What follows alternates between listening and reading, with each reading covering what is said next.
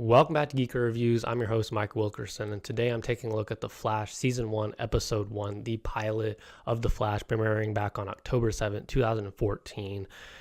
So this show was a big part of my life growing up. This was before I was consuming a lot of comic book media. Sure, I went to see some movies here and there. I was pretty much seeing all the Marvel movies that came out at that point. Guardians of the Galaxy 1, Amazing Spider-Man 2, Captain America Winter Soldier, X-Men Days of Future Past. Like, that was a huge year for comic book movies. And while I ended up only liking 3 out of those 4 movies, I will say that, like, this was a time when superhero media was at its strongest. But let's talk about The Flash, because this was a time for, coming off of a pretty successful era of Arrow, a season of Arrow, I should say. Season 2, one of the best seasons of, the entire Arrowverse.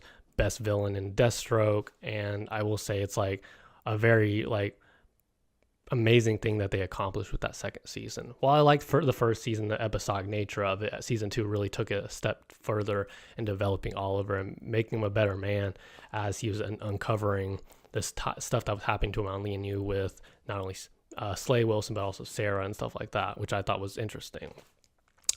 But let's stick to The Flash. I wanted to take a look at this series in particular because it was a pretty massive time of my life that I pretty much watched all 184 episodes. And let's just say, there's been a lot of downhill since this pilot and this whole first season premiered back in 2014. So much has changed. And this was also a time when you could tell that a lot of the actors, a lot of the crew were happy being there to make this content, make this project, introduce a new hero, a new, hopeful hero into the DC universe on the CW.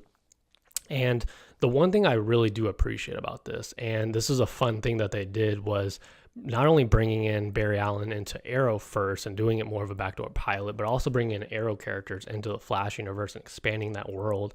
Like, pretty much any kind of main character on Arrow you'll see pop up in the Flash season 1, which I thought was really cool.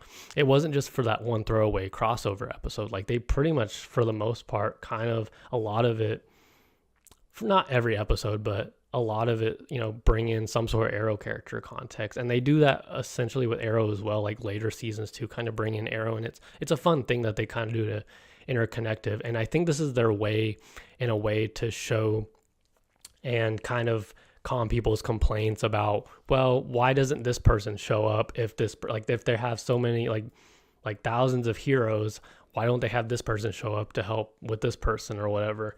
But at the end of the day, it's the show about the Flash, or it's the show about that singular character, and that's why they do it that way. Same with movies. It's a movie about that singular person. They always want to do that, and that's what I respect about Marvel and DC stuff, is that, and superheroes in general, is like each project, whether it's good or bad, they still find a way to just keep it contained to that one specific character and its world that it's trying to create and expand upon.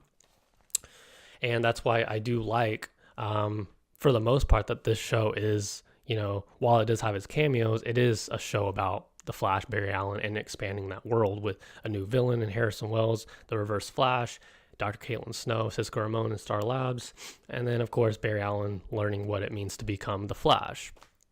And so I wanted to take my time and go through it and really evaluate season 1, episode 1, but also season 1 as a whole eventually.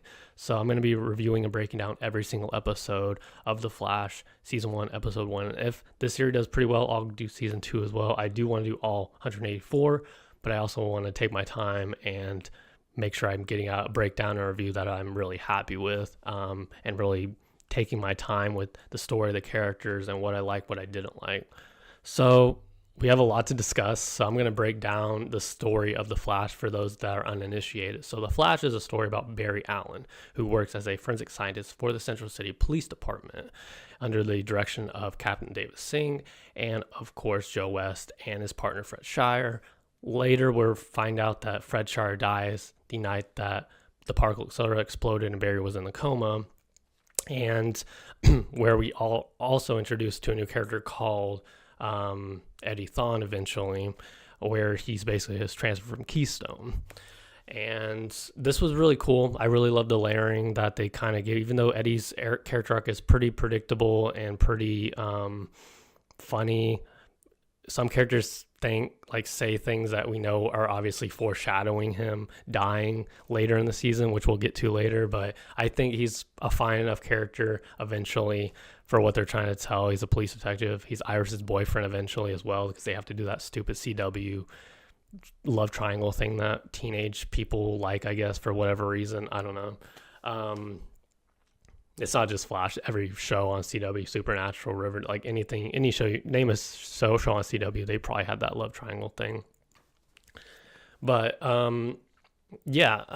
he's basically, when he ends up in the coma, he wakes up and he's like, once he gets struck by lightning, he ends up in the coma, and then he ends up becoming the fastest man alive and becoming the Flash, a man that can run faster than the speed of sound.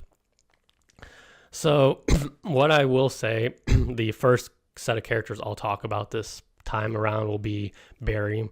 I will say I love Barry's characterization in this pilot, and for the majority of season 1 eventually, which we'll get to later, but season 1, episode 1, I'll stick with the characterization for Barry. I think it's really fun that Grant Gustin played him very dorky, very knowledgeable, and it made me miss this characterization for Barry later in seasons.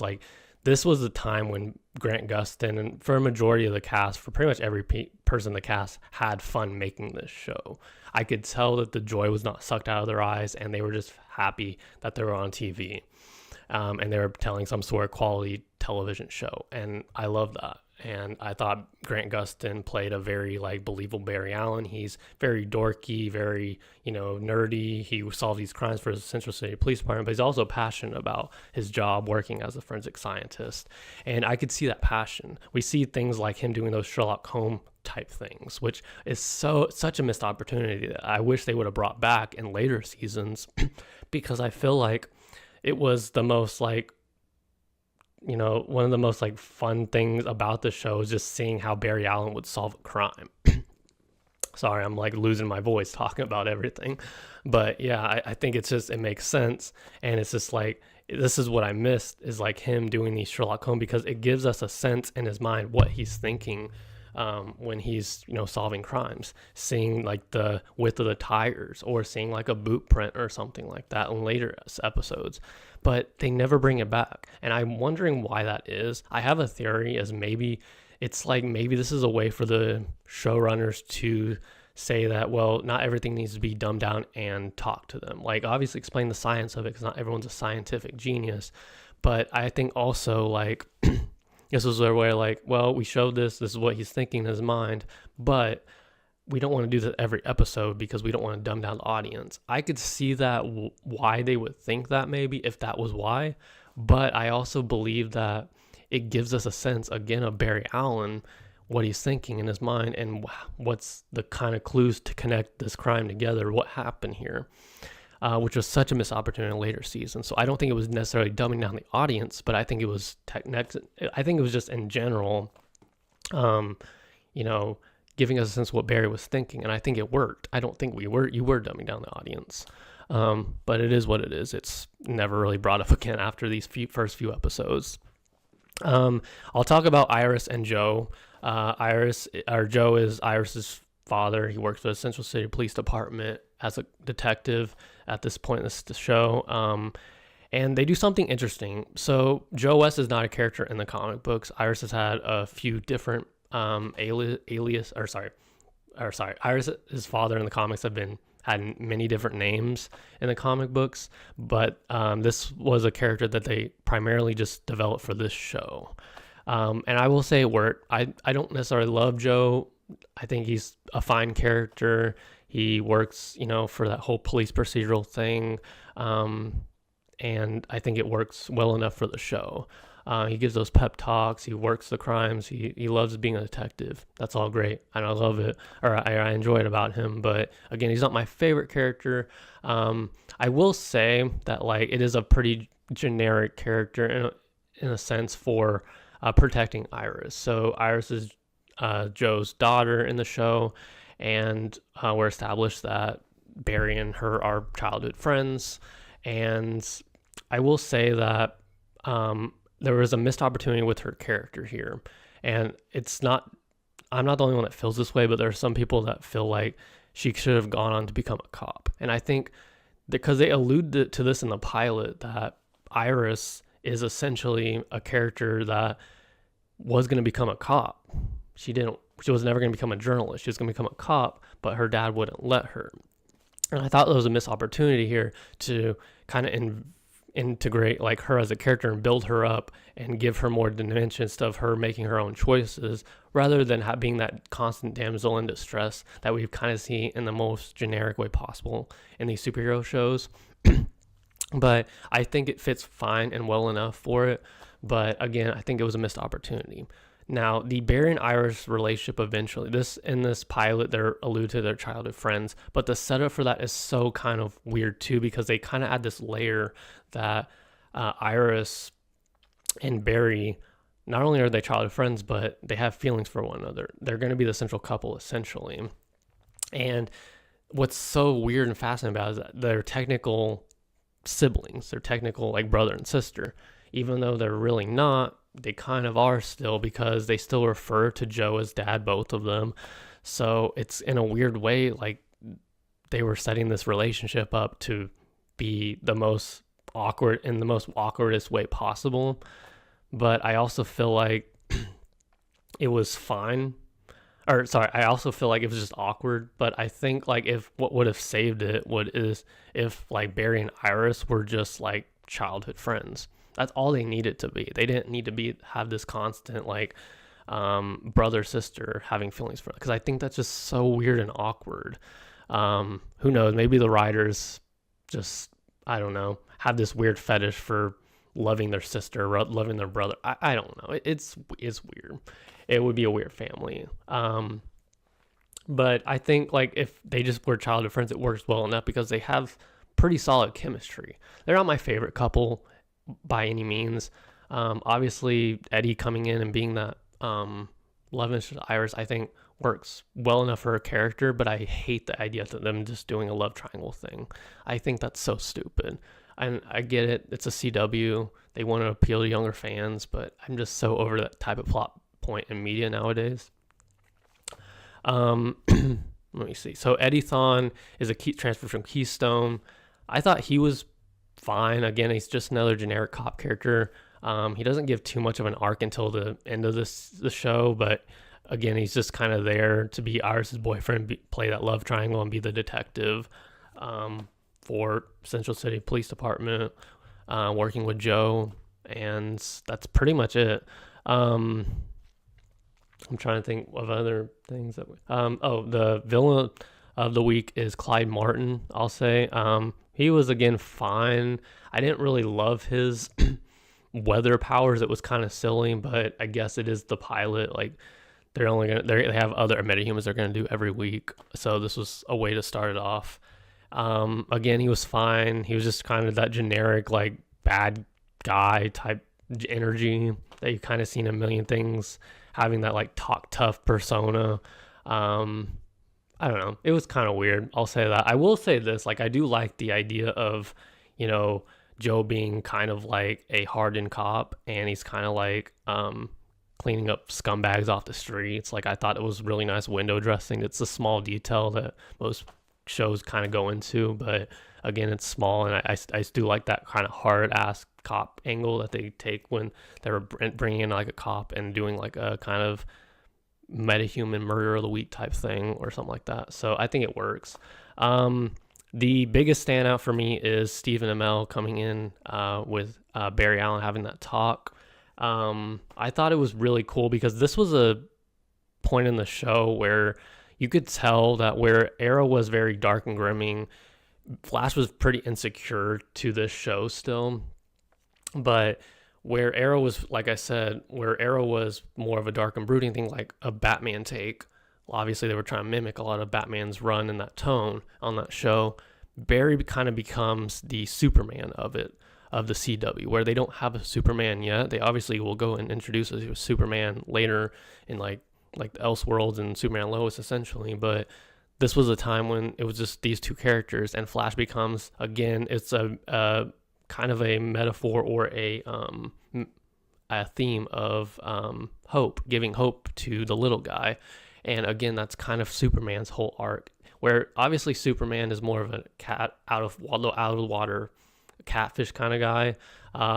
Flash is kind of just takes that hopefulness and trying to be a guardian angel, which was Arrow's, words in this whole pep talk between Arrow and Flash.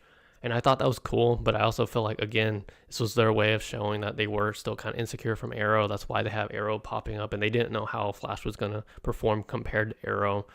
And where I thought Arrow was a stronger show, I thought Flash had some pretty solid ideas.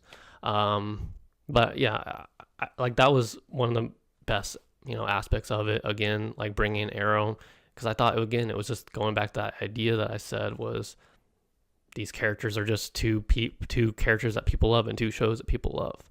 And that's what we got. And I could tell that they had fun doing this. I'll talk about Tom Cavanaugh as Harrison Wells.